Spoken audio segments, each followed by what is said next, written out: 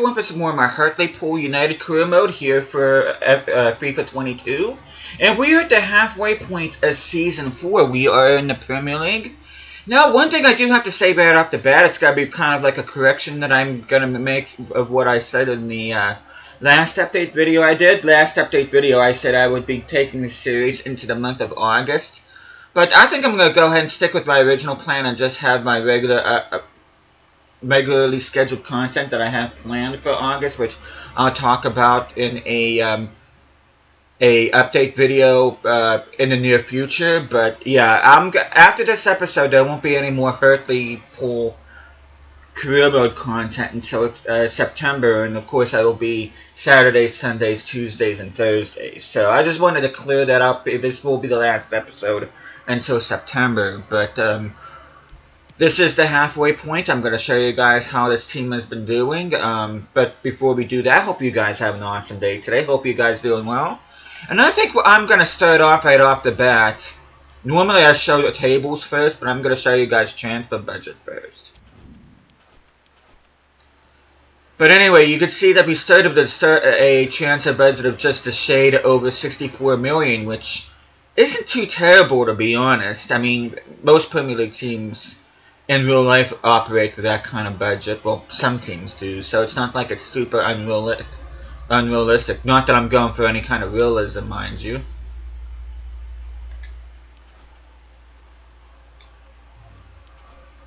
We're going to look at board expectations. We don't have anything for youth development, which is kind of nice, to be honest. Brand exposure signed one crucial first-team player, signed the midfielder forward position. We've already done that, which I'm going to show you guys transfer business here pretty soon. This one was out of our hands, but we were able to get 150 mil from shirt sales, which is awesome. Finished your Europa League spot, which is 5th place. We are currently in 1st, which I'm going to talk about that here in a minute. FA Cup, they want us to reach the semi-final, which FA Cup didn't even start yet. Which I should let you guys know, I am planning on winning the FA Cup if I can. Conference League, we should be able to win that with no problem, which we'll be looking at that here pretty soon as well. But we are going to be looking at transfer activity here. Which I know I'm kind of doing things out of order, but I just want to show you guys what I've been doing off camera. But, you can take a look at our signings. Ezri Konsa we ended up getting for Leicester City for 46 mil. He's already an 85. I think when I bought him, he was at either an 83, 84 rating, so he's grown by a bit. Benton Kerr, my new starting center mid, I ended up getting him for 54 million. Which, before I show you guys any more transfer business, I want to show you the big, which you guys saw at the beginning of the opening episode of 64, but the big transfer, how I was able to get these players, is through this guy, Oliver Hansen. I ended up selling him to Manchester City for 175 million. Ceballos, I ended up selling to Leicester City for 30 mil. Mbeumo I ended up getting for 16.5 million plus Stefan El Shaarawy. Because El Shaarawy is going on 32 years of age, so I figured I'd move him on. Matty Cash is my new starting right back. I'm getting him for 31.5 plus Sergio Roberto. Sergio Roberto getting up in age, so I decided to move him on. Matthew Hopper, I ended up doing another swap deal. Joe Gray plus 19 million.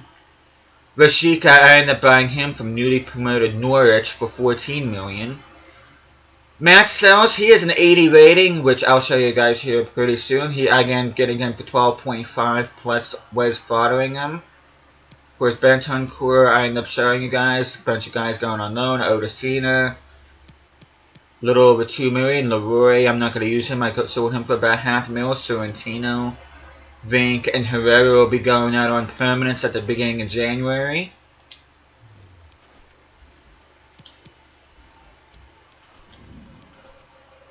But yeah, I've been very happy with the transfer business I've been doing here. And Hopper, I mean, for those of you that remember my Pittsburgh career mode, Pittsburgh Creative Club career mode, he was my backup in that one. He was the backup to Jacob Jones. And I have to be honest, he was much better in my Pittsburgh career mode than what he's been so far in this particular committee. The guy just can't finish. But yeah, just to show you guys. Mainly when I'm paying these guys in wages.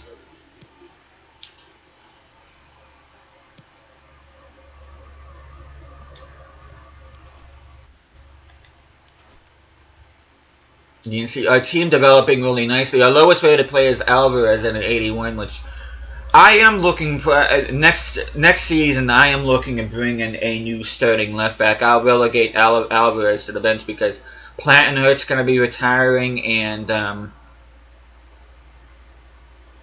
only is Plattenhurt retiring at the end of the season, but Mustafi's going to be retiring at the end of the season as well. But take a look at the table, and I really wasn't expecting to be on top of the Premier League this soon. I would have been really happy to be around where Manchester United is. But we are currently on top of the table, 15 wins and 3 losses. We are 10 points ahead of Manchester City. Wolves and Everton round out the top 4. Leeds is in 8th, which... good to see them. Newcastle planted and dead last on the table, which they did sell Orion Sunset. That'd be funny if they sold him to Valencia, but unfortunately for Newcastle, they are sitting bottom. They look like they're going to be going straight back down. You can see we ended up losing in the quarterfinals to Bournemouth. And to be honest with you, I really didn't care much for this particular competition. I was kind of hoping I would have been out of it sooner. We ended up beating Nottingham Forest 3-1 in round 2. Round 3, we ended up beating Colchester 2-0. Round 4, we ended up beating Leicester 2-1. And then, take a look. Super Cup was run by Real Madrid at the end of the season. Which, oh crap, I didn't mean to do that. I want to show you guys Conference League since we are in that competition.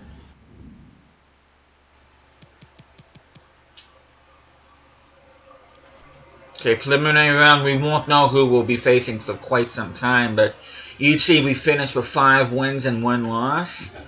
Dinamo Zagreb ended up taking 2nd place from Hearts. It looked like Hearts was going to take 2nd place for a while there.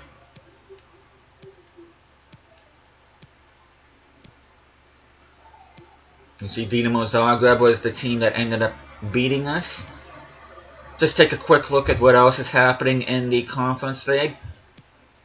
Athletic Bilbao finishing on top of Group D. Eintracht Frankfurt and Royal Antwerp finishing out of Group E. Ajax and Mechelen.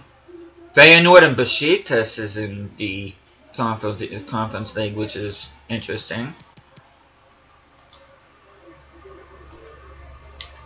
Take a look at stats here real quick. You can see Perez is leading our team with 9, Calvert-Lewin with 14 altogether.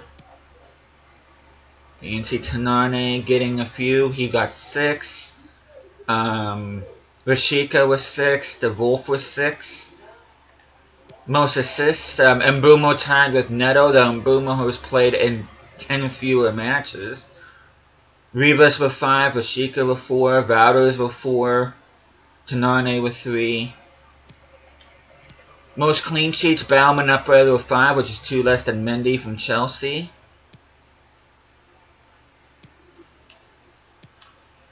We're going to go to the Carabao Cup.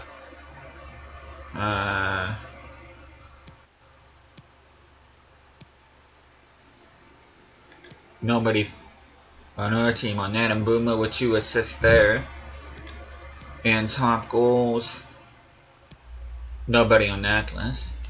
But we're going to go to the Conference League. Perez with 6, 1 less than Maguz from LASK Linz. Mbuma with 4. Most assists. Rivas with 3. Check nobody else. Bauman with a couple of clean sheets in this competition, which is nice to see. We're going to take a look at what's happening with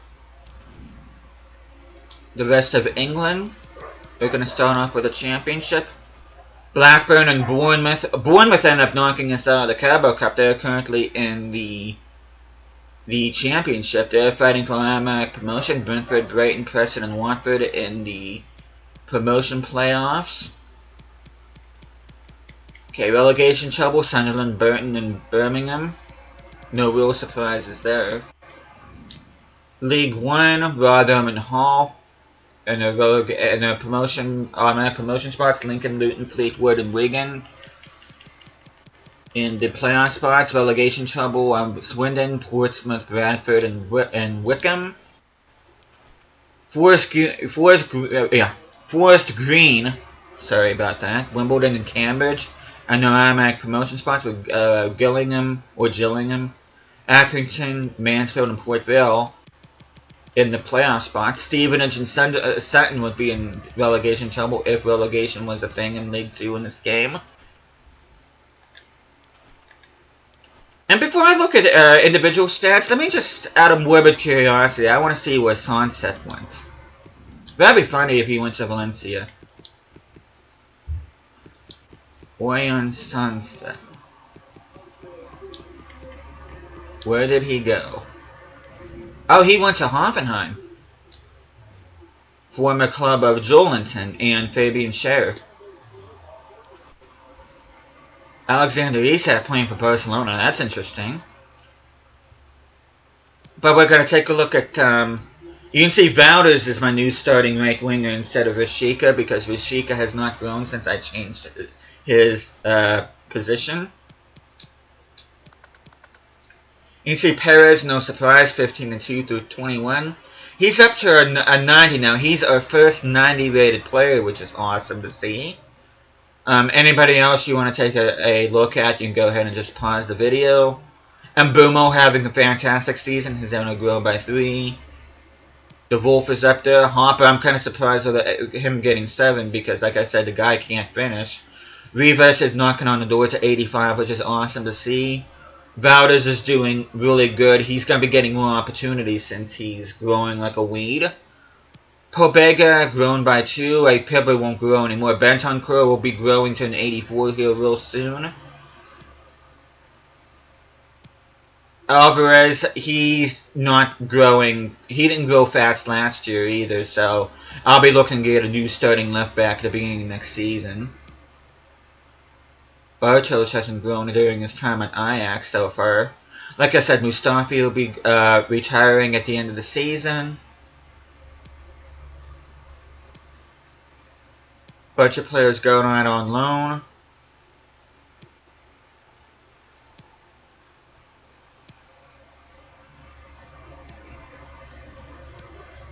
Munoz has not grown.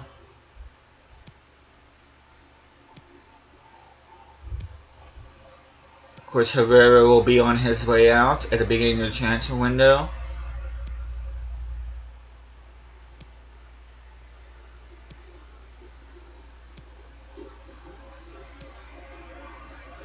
Sorrentino will also be on his way out. Same with Danny Vink. He'll be on his way out.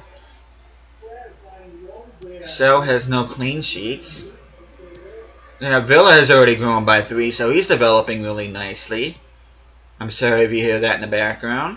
Bauman with an assist, which he got in the Carabao Cup. Not in the Carabao Cup. He got in the Conference League, but you guys already saw that on camera. He made that long pass to Perez, which I thought was awesome. That was very reminiscent, in my opinion, of something you would see Ederson doing for Manchester City. But we are going to go ahead and look at development plans. Again, if there's anybody in particular you want to look at, you can go ahead and pause the video.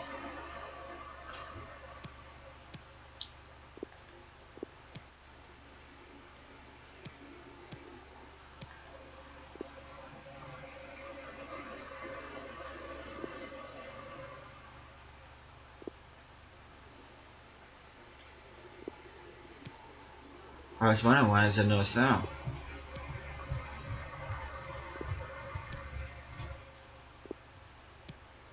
Sorrentino, there's his final stats before he leaves us.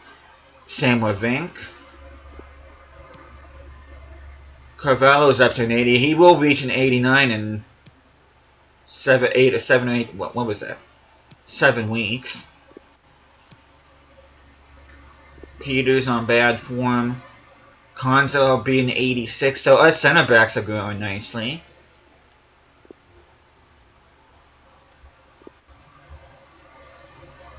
Asham, not too bad of a center mid option alongside Perich. Bentancur will be growing here pretty soon. Pobega, 100 weeks on okay form. He may reach an 84, though. I don't know. Akurele is somebody that I'm looking to move on. Bird, hopefully he'll go out on loan. Herrera, thank you for your contributions to this club, but I can't have a 65 rated Cam on my team anymore. We are in the Premier League. Tanane, I might look to move him on next season too, depending on how... If Rivas keeps on growing at the pace he is, then I'm definitely going to need somebody at least 80 rating to be my backup Cam.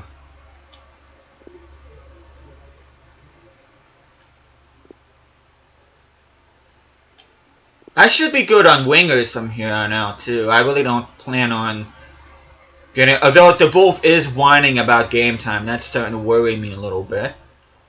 You can see Perez, awesome striker. He's a Hartlepool version of Jacob Jones from my Pittsburgh United career mode. Okeke, I'm looking to move him on because he just refuses to go out on loan.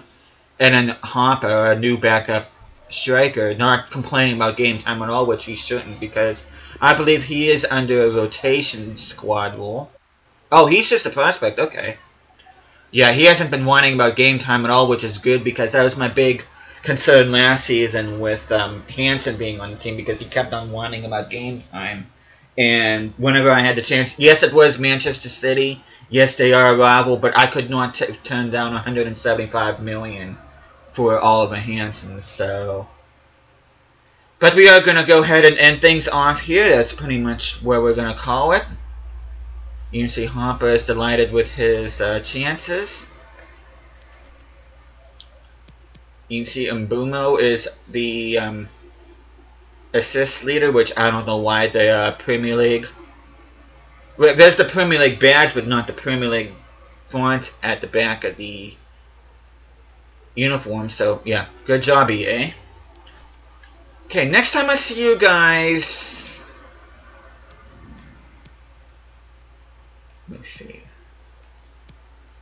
Next time I see you guys will probably be in this game, because I do want to play this game against Newcastle United here at St. James. This will probably be the only chance I'll have in this career mode of playing against this team at St. James in the Premier League, because unless they're able to do some magic in January, this team's destined to go straight back down, much to my disappointment for me being a Newcastle fan. But yeah, that will probably be the next. That'll probably be the next episode, which, like I said, will be at the start of September. But hopefully, you guys looking forward to that. I'm having a lot of fun with this Hartlepool side. There's not really a whole lot of me to gripe about this team, except possibly Alvarez's lack of growth, or Hopper's inability to finish, or the Wolves' constant whining in my email. But other than that, this team is awesome, and I think this is going to end up being one of my better career modes that I've ever done. And this team is just awesome. Wouters, I'm keeping an eye on. Hopefully he'll keep on growing. Rivas, hopefully he'll keep on growing. Hopefully my center backs keep on growing. Bauman has grown nice. He's grown by 3. So hopefully he'll reach an 85. Well, he should before the end of the season. But plenty to be excited about in terms of this team. So hopefully you guys are looking forward to that. But thank you guys so much for watching this. Hope you guys are enjoying this series so far. I will see you guys again next time.